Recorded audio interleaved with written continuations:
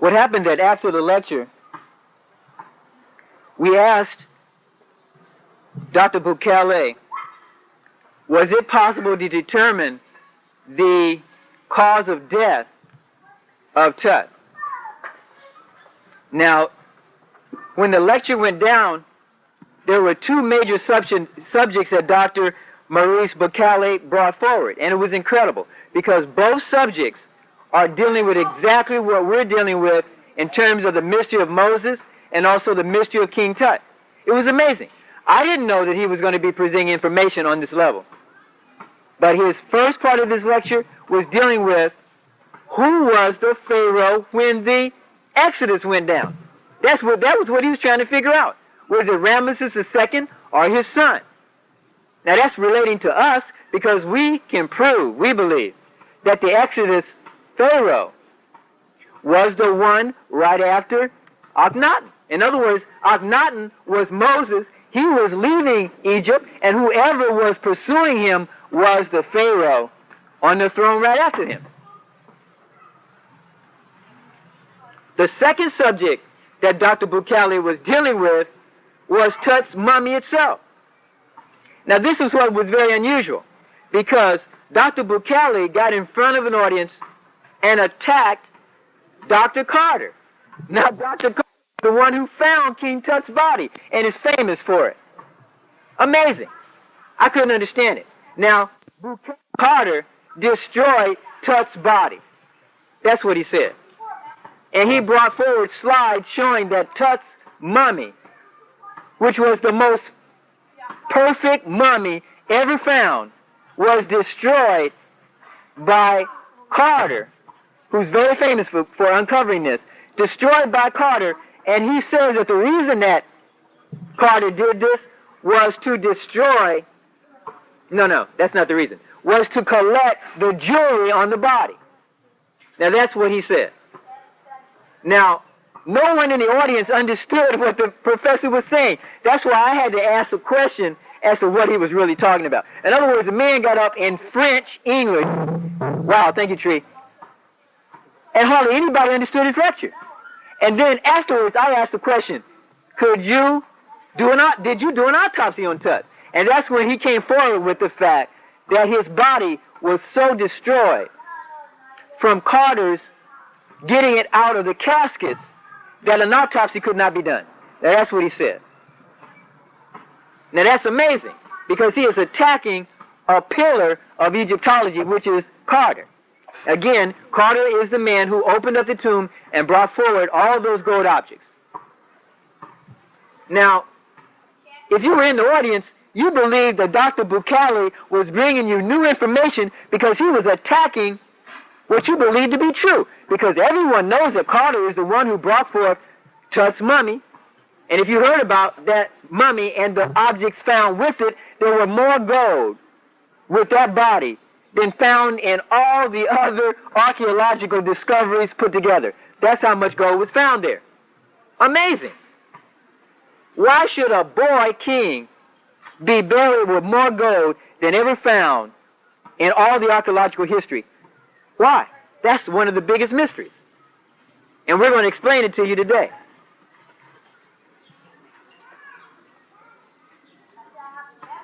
So when we came forward and we asked Dr. Bukele, could you do an autopsy? We were prodded to do this by God himself. Now, Dr. Bukele, if you could hear it, said, no, an autopsy cannot be done because the body was destroyed. Now, I'm telling you that that is not the truth, and that we caught Dr. Maurice Bukele, famous world-renowned French scientist, in a lie. Now, why would he get up there and lie? And why would he attack another person who's supposed to be so famous and so reputable? Why would he do this? Bear with me as I read to you why he would do this. Because in this book called The Heretic Pharaoh, which is talking about the life of Akhenaten, it was stated in this book that a Dr. Harris, MD, went to the tomb of Tut and did an autopsy over several weeks. And what he came out with was that Tut was murdered. Shocking. Now, let me read this to you so you don't think I'm crazy. This is coming from page 212 in the book The Heretic Pharaoh by Joy Collier. Now, this book came out in 1972, and we know that Dr. Bukhari had to have read this book and had to know about this because he knows everything in the field, right? Now, Dr. Harrison is a colleague of his. In other words, Dr. Harrison is an MD too, and he also specialized in mummies. And listen to what this book says. Fresh evidence has come, quote, fresh evidence has come from Professor, let me back up. Paragraph 1, page 212.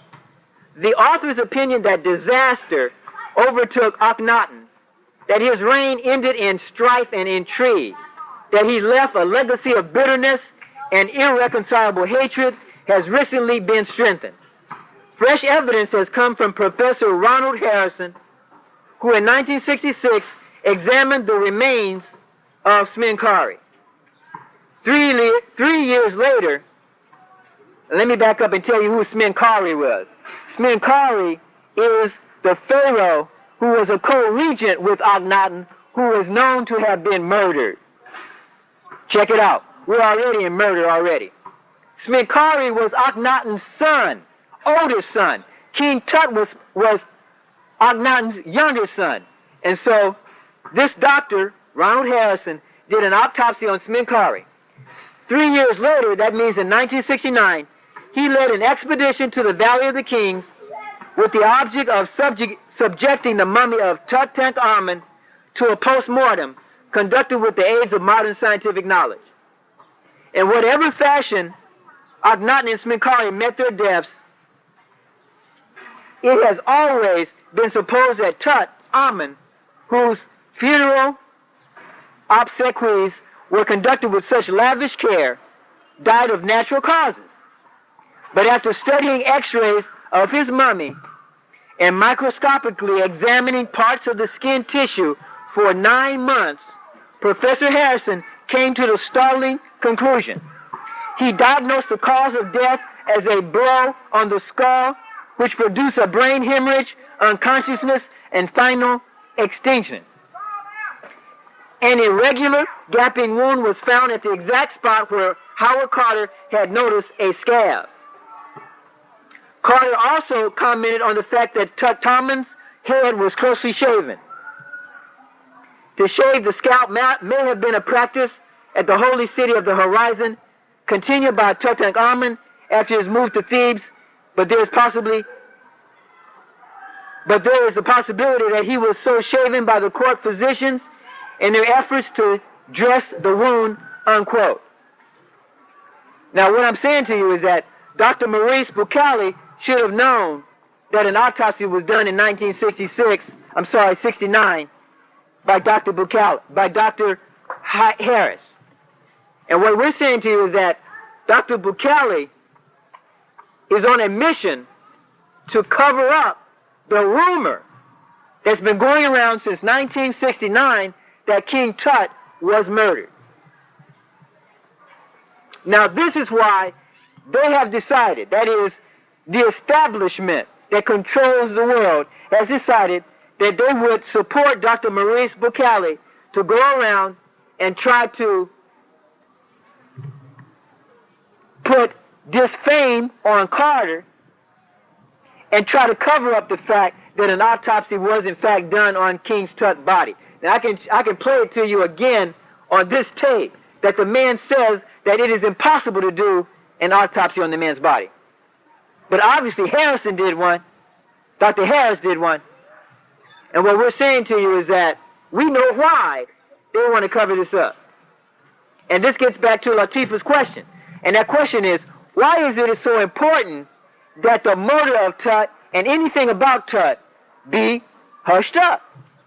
Again, remember that I said in the beginning that not only was Tut murdered, but his whole existence was murdered. That is, his whole existence as king was totally wiped out of the history books of Egypt itself.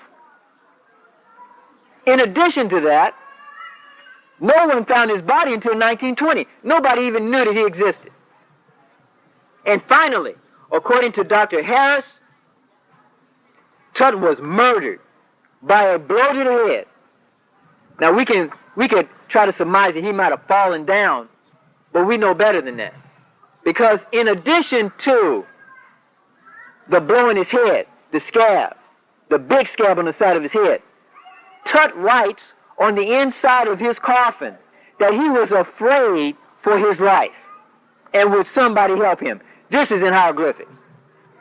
Now what we're saying to you is that something was wrong in Egypt at the time. Now if you understand, Tut died at the very early age of 19.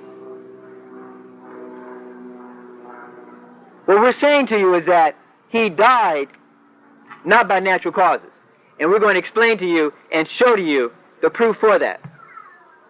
Now there's another part of the tape that I won't play for you because it's very hard to hear.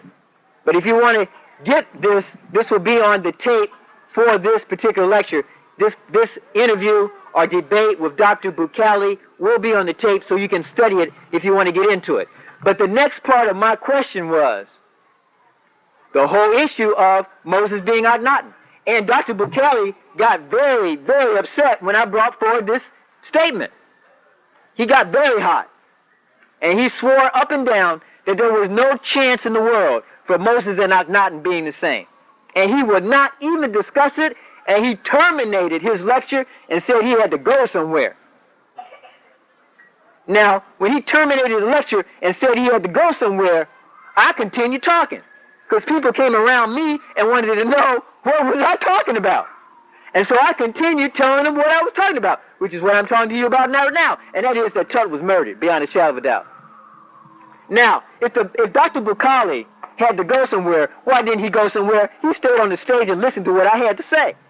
And when you get this tape, you will see that he comes up to me at the end of the tape after I've talked to all the people that were around me and then said to me that I was crazy and told me that I had to look at some books, okay? Then he left. And all I'm trying to say to you is that a cover-up is afoot. It has been afoot ever since Tut was murdered. It was done by the people of his own time, and it continues down to this time right now. And if we could hold the questions to the end, keep your question, because we want to get into that.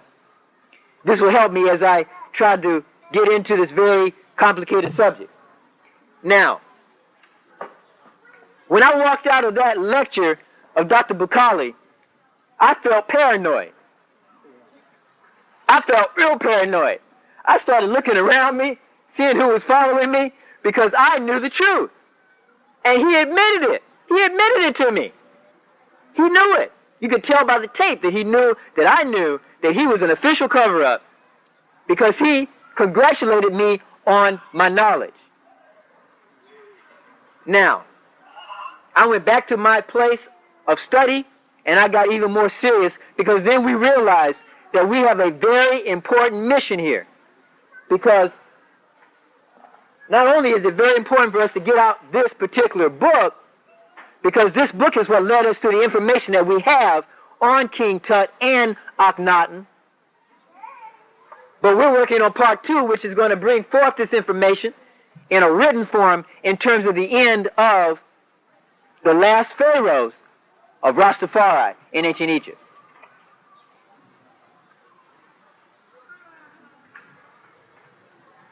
Now what I want to do now, before I get into why I can say to you that Tut was the last Rastafari pharaoh, I want to get into the proof of it in terms that there was a concentrated effort to destroy Tut's body so no autopsy could be done. So according to Dr. Maurice Bukhali, he could not do an autopsy. But understand that Dr. Harrison used x-rays and used microscopic techniques to find out that the man was murdered. He didn't do your ordinary autopsy. He used x-rays and he used microscopic techniques. Now, Dr. Bukhali so-called uses microscopic techniques, but Dr. Bukhali obviously doesn't use x-ray techniques, but let's just tell the truth. Dr. Bukhali has been hired to refute what Dr. Harrison found. In other words, Dr. Harris found that there was murder. Dr. Bukhari has been hired to prove that there was no murder because the autopsy is beyond conditions for autopsy. Now let's get into the whole issue of Tut's body. This is incredible because if you go to Cairo right now, you will find a very strange situation. Tut's body is not in the Cairo Museum. If you've been there on one of Dr. Ben's trip, you'll know that you have to go to the Valley of the Kings and go into Tut's tomb itself to see his body. Why? Why is that? Well, if you ask, they will tell you officially that Tut's body is beyond recognition. They'll tell you that Tut's body was not mummified properly. That's what they officially would tell you. That's a lie. Because Tut's body was the most perfect, mummified, and preserved body that ever came to us as human beings in the 20th century. And what they did was systematically destroy it so hopefully nobody could do an autopsy. But Dr. Harris went around that and did one anyway and came up with the truth of the matter that the man was murdered. That's why they didn't want an autopsy in the first place. Now, mystery of Tutankhamun, the murder and cover-up of the last Rastafari pharaoh of ancient Egypt. Now, if you look on page 2, you'll see the first coffin mask of King Tut. If you look at it, you can see he is not a white man, but let's not even get into race because that's not even relevant. Now, if you look at the second coffin on the same page, this is page 2, right here, as you see here in my hand. This is the first coffin. First coffin mask right here. Now, if you look at the second coffin, if you look at it very closely, you'll see that his face changes some. Look at how that face changes. His face gets a little fatter. Now, if you'll read the description underneath, you'll see that there was a scientist called Eagleback that postulated that the second coffin was made for Sminkari, who was Tut's brother. Sminkari looked very similar to his brother. Now that's what another scientist has said. Now we're going to go forward and see that that is in fact true. That second coffin is not even Tut's coffin, it's his brother's coffin. And by the way, his brother was murdered too. Something evil went down. Something evil went down. And we're uncovering it over 3,000 years later. Understand, this is the heaviest Perry Mason trip that you could ever go on. Very important for us to know this information. Now, on page 3, you're going to see the whole part of Tut's coffin. And you'll see, if you can look closely, that his face looks like the first coffin face, so this obviously was his coffin. Now, if you look on the other side of that page, you'll see that Dr. Harrison, and is this the same Harrison that did the autopsy? I got to check that out, because I was calling him Dr. Harris. Let me see if that's true. Yeah, Dr. Harrison. I've been taught his name wrong. How Dr. Harrison is also getting into this problem. Dr. Harrison knows something's wrong, and he has said, again, Dr. Harrison's the one that said that there was murder.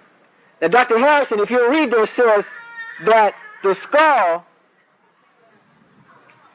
of the body that he looked at in the tomb, in tomb 55. Now, tomb 55 is Sminkari's tomb. That's Tut's brother, who also was murdered. Now, he has restructured his face, and he is showing you his face. And the reason why he's showing you his face is that he's trying to let you see that if you compare that face back to coffin number 2, back here, you'll see that that face and his reconstruction looks the same. It's a fat face. It's not a thin face that Tut has. Now also, on the side here is a very important thing here. because I asked Dr. Bucali this very same question. I don't know if you heard on the tape, but I asked Dr. Bucali, were the canopic jars of King Tut found? And he said yes, but the contents of the jars disappeared. He don't know what happened. When he went and asked the authorities, they don't know what happened. They were there. What happened? Well, obviously, they don't want you to see them. Now, we're going to get into that a little later. Now, what I want you to see here is that right here on this side, you're reading on the top, the miniature gold coffin was one of 4 containing the king's viscera. That means his organs. It is agreed that Tut's canopic chest was taken from Smenkari's funeral furniture. Very important. You understand? That they took part of Smenkari's funeral furniture, emptied out his organs, and then used them for Tut's.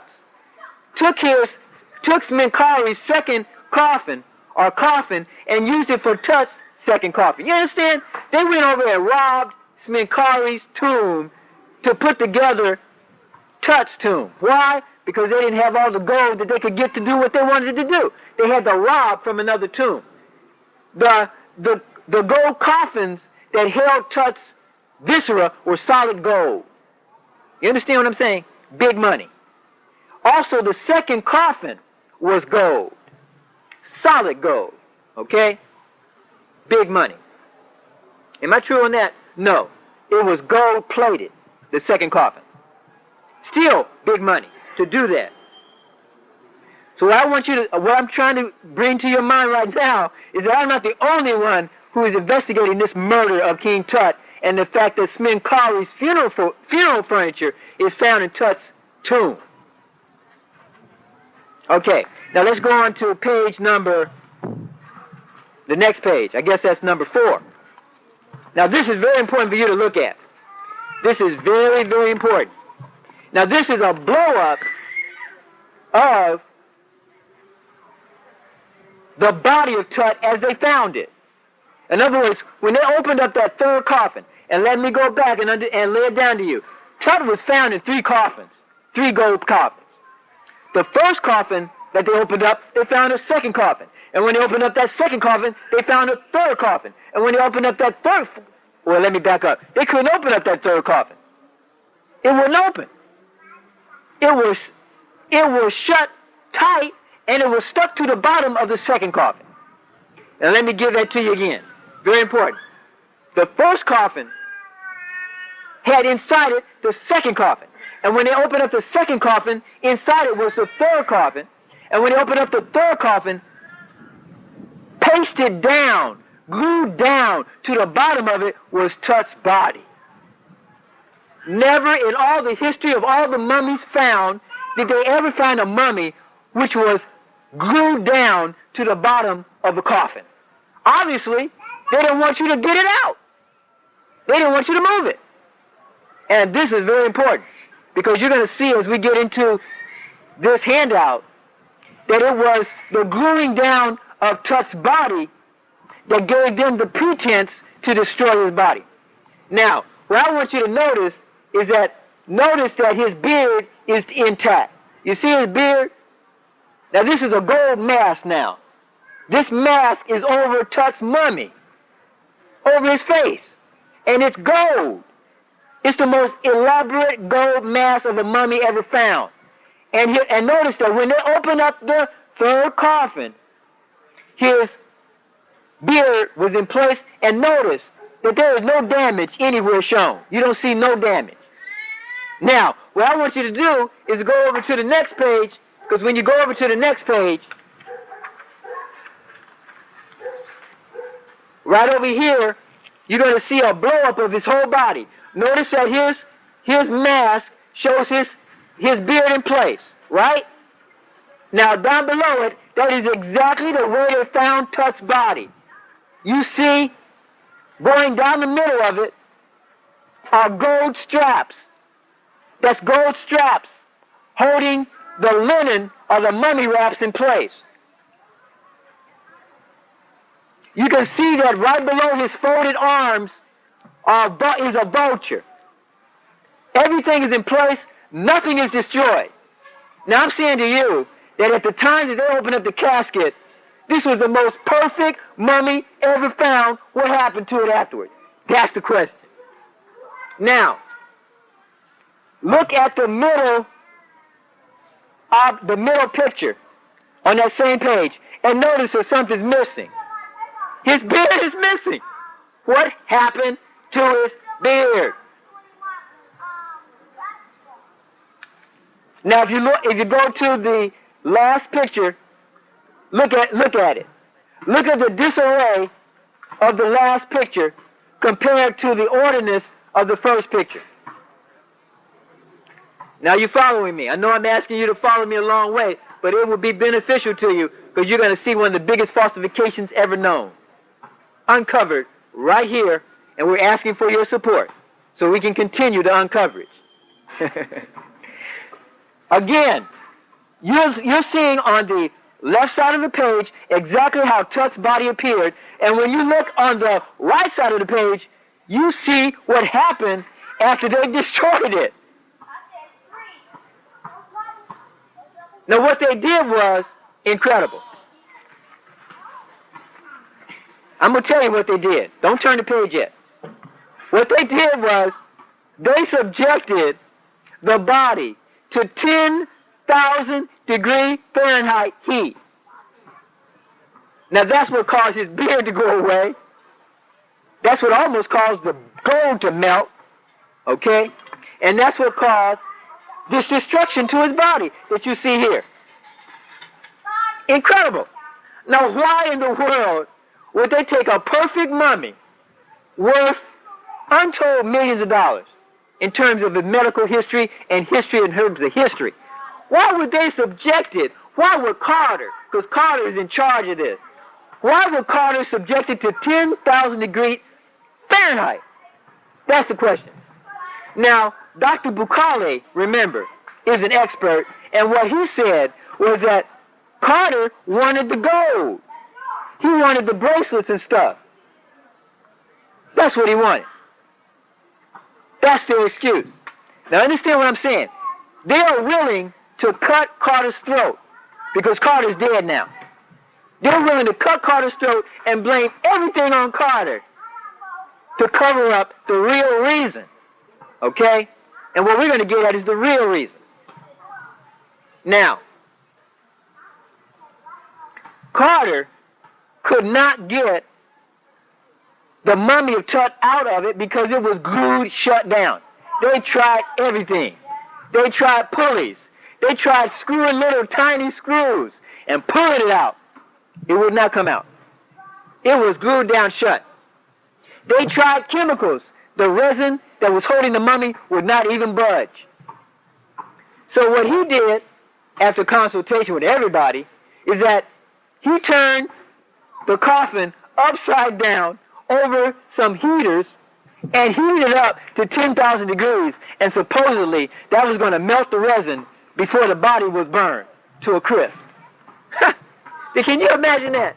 Can you imagine any one of us saying that was what we're going to do to a 5-year-old? We could tell this little girl right here, ask her if that would work without damaging the body, and she would tell you, no, it's going to burn the body. 10,000 degrees is going to destroy it. So obviously, they wanted to destroy the body. And for them to tell us that they wanted to get the jewelry on the body is BS.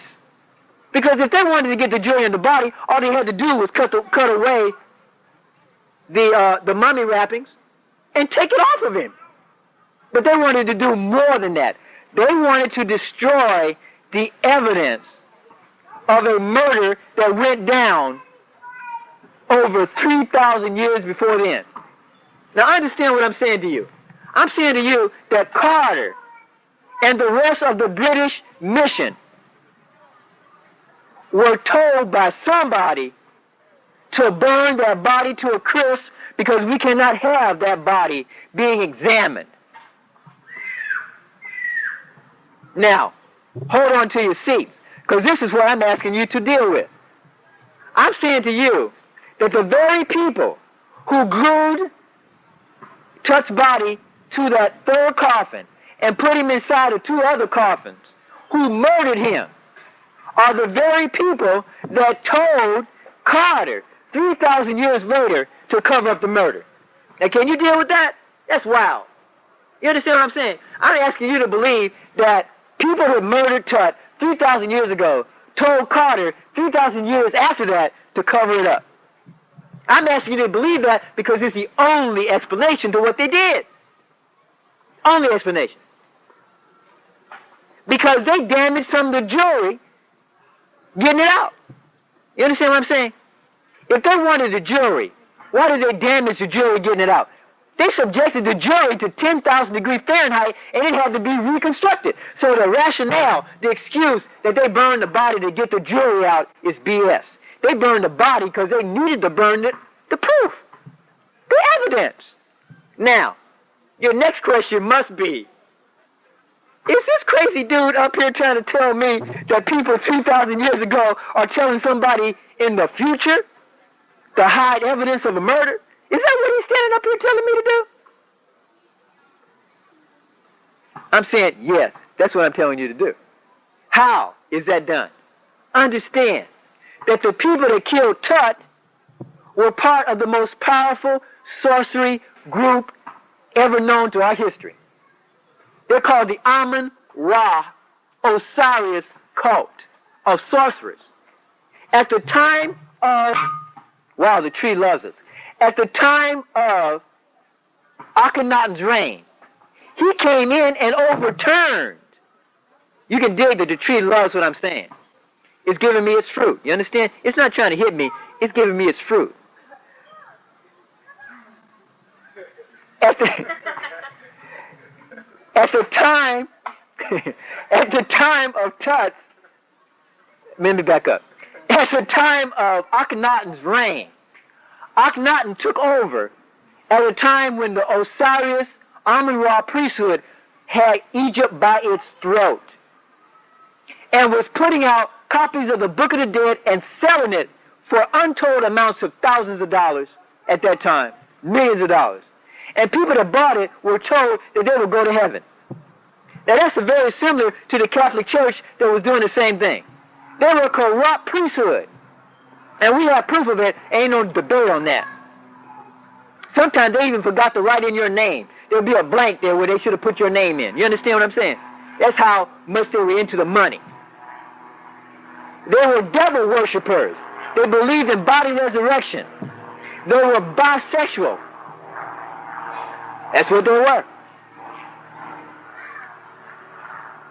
And what Akhenaten did was to challenge them. And so he came out with what they call is a radical religion. They say Akhenaten came out with a radical religion, the Aakhun religion. Well, we got into this in more detail before in our Mystery of Moses tape, but believe me, the Aakhun religion was not something that Akhenaten invented. The Aakhun religion had always been a part of Egypt and was the original religion of Egypt at 17,000 BC. We proved this in a previous lecture. I won't get into that. I asked you to buy that tape called The Mystery of Moses. Now remember,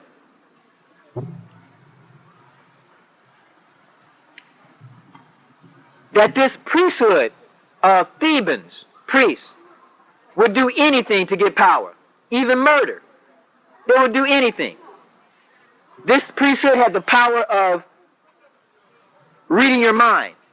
This priesthood had the power of mesmerizing you, looking you in your eyes and telling you what to do, like Hitler, you remember, was able to do with people around him. These were sorcerers of the highest level. And these sorcerers were so powerful that they penetrated into the Greek army that invaded and conquered Egypt. They penetrated into the Roman army that penetrated the Greek army. They became the Catholic religion. That's why they say Amen after all the prayers. You understand what I'm saying? You understand what I'm saying? These people are in control of the world right now. And they know what happened to Tut because they got their history books. They know what happened to Tut. So therefore, when Tut's body was accidentally found by Lord Covington or Carrington, what happened to Carrington? He got killed. You heard it. They called it the curse of Tut. Check out what I'm saying. Lord Covington is the one who found it with his archaeological talent. He was the archaeologist that found it. Now Carter was Lord Carrington's assistant. You understand? Carter didn't even have a degree. Carrington was an agent of the British intelligence. You understand what I'm saying? He was there to oversee everything that was found. And when they found this particular tomb and they identified what it was, then they had to do something. Because you know how archaeologists are. They don't care about no priesthood. They want to be a scientist, so they're going to tell you everything that's there. So the first thing they had to do is to get rid of Carrington. Okay? So all of a sudden, Carrington comes up with a massive pulmonary arrest and dies 2 weeks before he's supposed to start going into the tomb. Can you dig the timing? So instead of bringing in another archaeologist, what do you think they decided to do? They let